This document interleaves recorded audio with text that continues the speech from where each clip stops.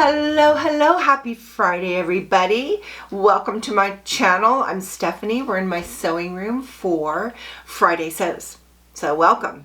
A little bit of sewing, a little bit of life, a little bit of chit chat. Here we go. Friday Sews. Let's start with sewing. So I had a diversion for my sewing and I had to just divert to a costume crunch. Time to make a costume. And can I just say, stop for a second? I'm making this video second time and I'm confused. Like, what did I say in the other video that was out of focus?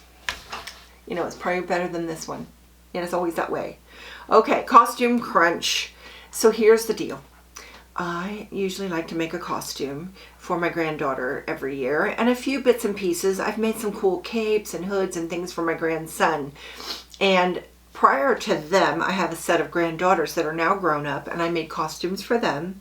And prior to them, I had my own kids and I made costumes for them. So costumes has always been kind of my thing. Not the most elaborate costume sewer, but I do my best. And I didn't have a costume to make this year.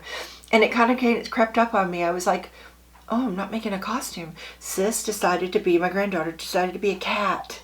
And Mama figured out a leotard and a little cute little tutu and some cat ears and she was good to go. And I was like, oh, my costume days are over. I don't know, I felt like a little sad. And then my daughter said, no. Sis said no, she's not done with Grammy's costumes and next year she'll be something that Grammy can make. And I'm like, okay, well, we'll see. And whatever she wants, she's going to have, because if she doesn't want a Grammy costume, I want her to be happy. So then my daughter said, but by the way, can you make some pants for Jamie? That my grandkids are homeschooled and they had studied some Native American this past spring. And so my grandson wanted to be a Native American warrior. And she asked if I would make some pants with fringe on it. And oh, by the way, how about a tunic top with fringe on it? And I'm like, sure. Grammy's back in the costume game. So I started thinking, well, now I need a pattern. So I looked for a pattern, couldn't find one. There was a bunch of vintage ones, but I didn't have time to wait for something to get to me. And I thought, well, I'll just find little boy, you know, he's 11, so not little boy, but boy pants and boy shirt. And I just had a hard time finding just some regular, just slip-on pants and a shirt. No. So, I said, well, I'll just get you to give me a pair of his pants and a shirt and I'll try to just trace that off. So she gave me a pair of pants that were loose fitting and a shirt that was long sleeve, loose fitting, and I decided to make my own pattern, just draw something out real quick and done because I'm only going to use it once and I did not want to do any trial and error on my final fabric because it was going to be expensive. I decided I wanted to make fake suede. That's what he would have liked, and some of this kind of Halloween-y fabric that was just cheap. It just didn't, I decided on the fake suede, and that's 20 bucks a yard. Not going to play around. I got to make sure that works. So I made a prototype. This is my prototype pants, and when I saw these pants, I thought, there is literally no way these are going to fit him. Look how skinny they are. Put a little elastic in there. And then this was my prototype shirt. So, tunic. So, I took these over for him to try on. Kind of convinced I was going to have to take the scissors just to get them in it because they look so small. And I digress. Let me back up just a little and show you my pattern. I'm no expert in this. I made this up. So here we go. If you sew, you know certain pieces you're going to need, right? Pull-on pants, just need a front and a back. Cut twice, done. So this is my back. This is my front. Now weirdly, they ended up being almost the same. So I don't know what was with that. I think that the back should have had a little more fullness, but since he's so skinny, it didn't matter. Didn't matter at all. So that was my pants pattern. And then for the tunic top, I asked my daughter, did you have something in mind? And she sent me a picture and I'm going to show it to you right now. So I like the dark brown. I decided to use the dark brown for my suede, but I thought the fringe was kind of dorky, but you know, so it is what it is. I decided to do that. And then I didn't like the way the sleeve was all one piece with the shirt. I wanted a sleeve, an inset sleeve. So I cut my pattern to include a sleeve. So basically, there's my front and back. I use one piece for front and back, but on the back, I just cut it like this. Right here, just give the back neckline, and then I cut the V neckline out of the other piece. So I only had one pattern piece for front and back, and then a sleeve. And when I tried it on him, you know, I don't need that. When I tried it on him, it fit. I thought it was too short. He didn't think it was too short, but I ended up making my final a little longer. The neck, I had to cut it because it was too small. So I made it bigger. And I decided to go with a V-neck so that I knew he could get it over his head. And he didn't like the sleeve. It was too tight, couldn't move his arm. So I just brought it down a little further, and then I changed my sleeve to match my armhole. And look, this was all by the seat of my pants here. For truing up my arm, I just basically took it like this and kind of went around and around and around and around. And I knew that it was close. And it needed no adjustment. So there's my pattern. I was looking for fringe that was already made because I didn't like this look that was in that picture. So I found some fringe at Joann's and I thought, oh, I like that. So I just bought enough to do a little trial. And I made just the front and back, shoulder seam and side seams. And on one side, I cut my own fringe out of the suede. And on the other side, I used the Joann's fringe. And I took it to him to see which one he liked. And I liked the Joann's fringe. And so I held it up, and he just reached out with his hand and started going like this with that fringe. And I'm like, yeah, he likes that one too. Mama liked that one. We all liked that one. It was just like, that made this costume. That fringe made the costume. And I didn't have to sit there and cut, which I am so bad at precision. Cutting something on, you know, measuring it and cutting... not my favorite. I'd way rather do the fringe. So that suede was pretty expensive, but it wasn't on sale, which is nice because then you can use a coupon, which I did. And then the fringe, also not on sale, also expensive, but I used a coupon, 60% off, I think it was last weekend. So I did good with the cost. It was still expensive, but not nearly what it would have been at full price. And, you know, it was worth it to me because, let me show you my finished costume. So Mama did her magic, painted up his face and put feathers in it. She braided his hair, put feathers in his hair, and gave him some jewelry that was kind of, you know, beady looking because she's got a lot of boho jewelry.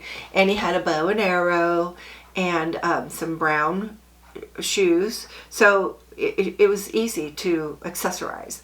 And it just turned out so cute. I'm going to show you a picture in just a second.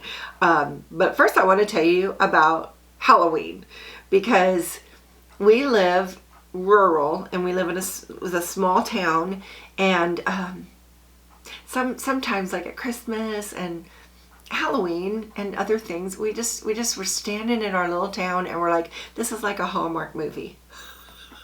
So I'm going to call this Hallmark Halloween, and I'm going to show you some videos and pictures at the end of this video of our Hallmark Halloween. But to start, we meet at our studio. We are just a block away from Main Street, so we could park there. We don't have to park and walk a long ways. We just park right in front of our studio, and then Grandpa can take their pictures. Now, I don't have the pictures he took because he's been too busy to share them with me, and I always take the opportunity to use my phone and take a couple pictures in the studio, and I'm going to show you those right now. Sis's costume was so cute. She was so happy. Every time she posed, she went, meow. It was so cute. And my grandson was just, this is like, he is just, you know, he doesn't show emotion. He was so happy. We could tell. He was so happy. And in that picture, that was a lot of animation for him, but I said, try to attack me. Like you're going to hurt me. You're a warrior. And he did that. Ah. So that was a good picture. And then after pictures, we walked down to Main Street, and there's a fire station really, really close, like less than a block away from our studio. And that's where it starts. So at the fire station, they have an antique fire truck, and they get it all ready for Halloween, and they started a little parade of all the costumes. So everybody gets to be in the parade that's got a costume on, and this is really fun, right? And they use that same fire engine for Santa in the winter, so it's a cool thing. So they line them all up by grade, and this is the Lions Club putting this on, and they do a costume contest. Now, my granddaughter is in cheer, and so she was with her cheer group. They're going to do a little dance, which they did. And so she didn't do the costume contest. So I was assigned to be in charge of my grandson, and I took that very seriously. I know he's 11, but I took it very seriously. Like, I got my eyes on him the whole time. I'm in charge. When Mama's around, I don't pay attention at all. It's her job. But so I had my eyes on him, and he was right behind the guy, and he's just standing there like he's doing the costume contest. And some lady comes up and starts to walk him away, and I'm like, wait a minute, I'm in charge of him. I gotta watch him. So I followed them, and he won first place, first grade. I mean, all those elaborate costumes I made for my granddaughter never won. We never won, and now I make one for. I should have been making him costumes all along, right? So he stood there, but I could see he was proud. Like, he was proud and happy. You couldn't see it on his face, but I know him. He was very proud. He got a medal to wear around his neck, and he got $20 to spend at Walmart. And so he couldn't wait to tell his mom and dad that he won. What a special moment. That was really fun. That was super fun. Of course, my hubby's just running around taking pictures because that's what he does. It's like that camera in his hand is like attached to his body. It just is.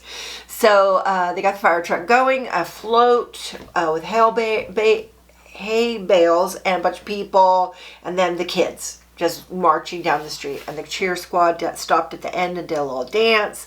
They were cute. And then you go all the way to the other end of town. So you got fire station. Other end of town is the police station. And at that point, you get a free hot dog from the Lions Club. So everybody gets their hot dog, and then you walk back down our little gold mine, gold rush town. It's super cute.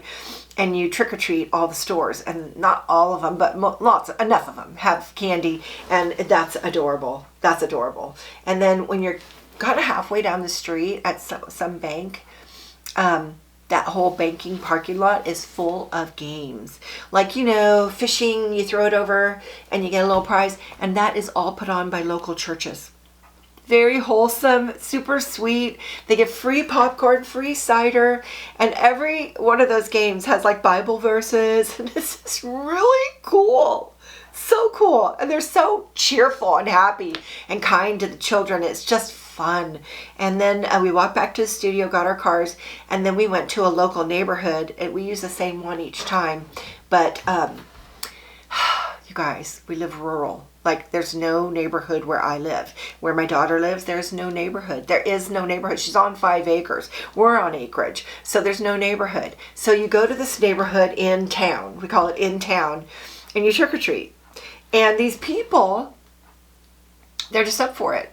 Like, there's cars just parked all up and down that road because these people know that these people are going to come from all over our county to trick-or-treat their neighborhood. And it's not just that neighborhood. There's lots of neighborhoods that do this. And you don't have to. I mean, you just turn off your porch light. We know you're not doing it.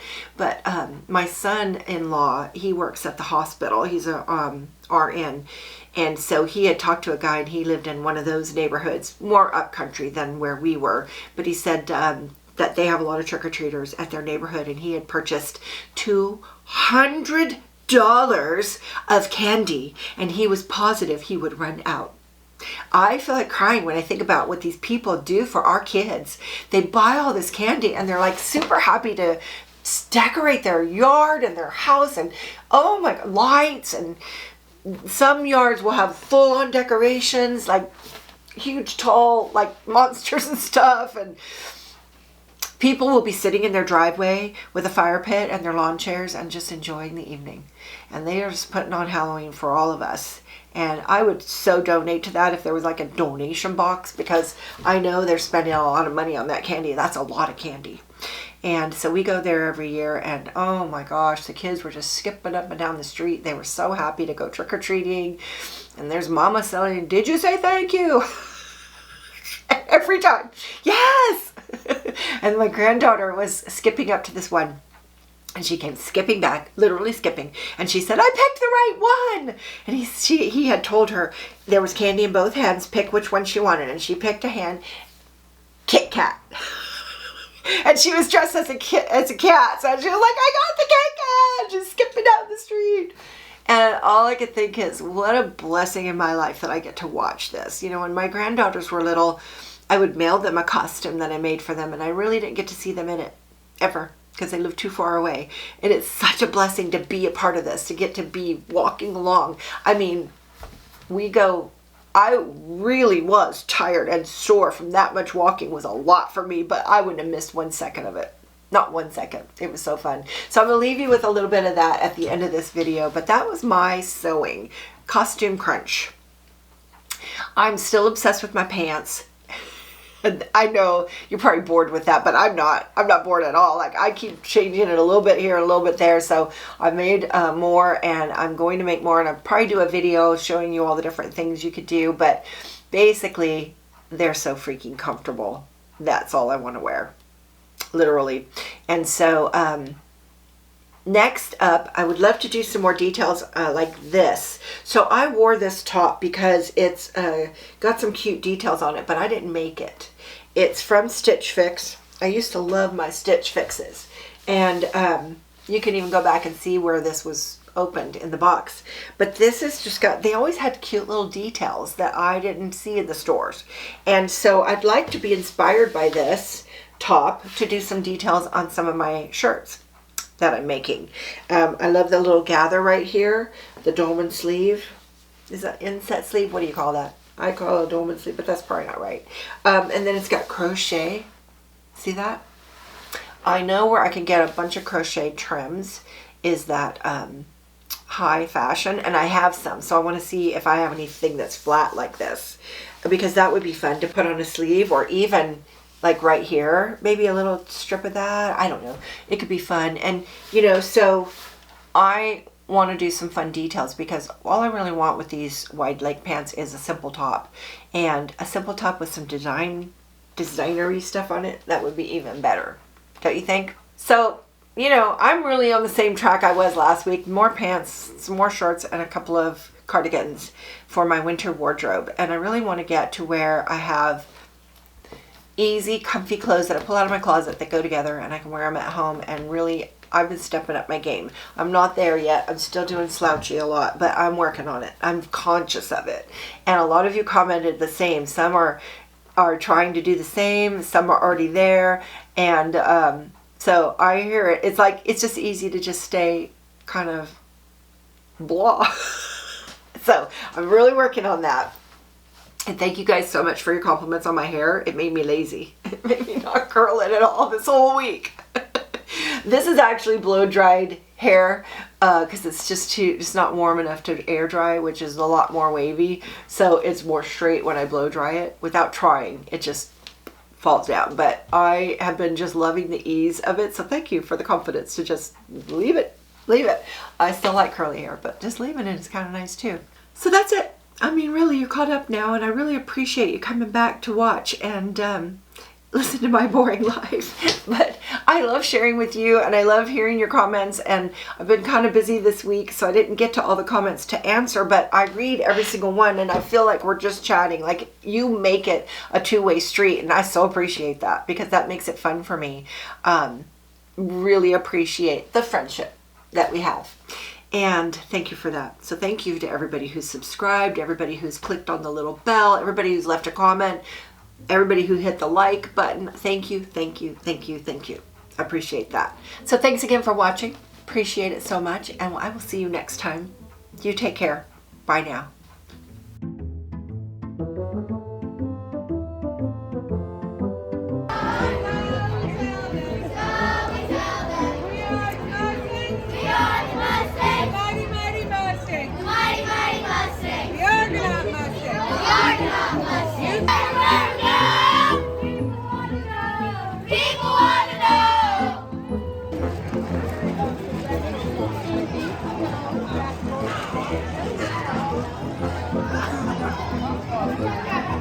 It's cute. Stand against this brick wall.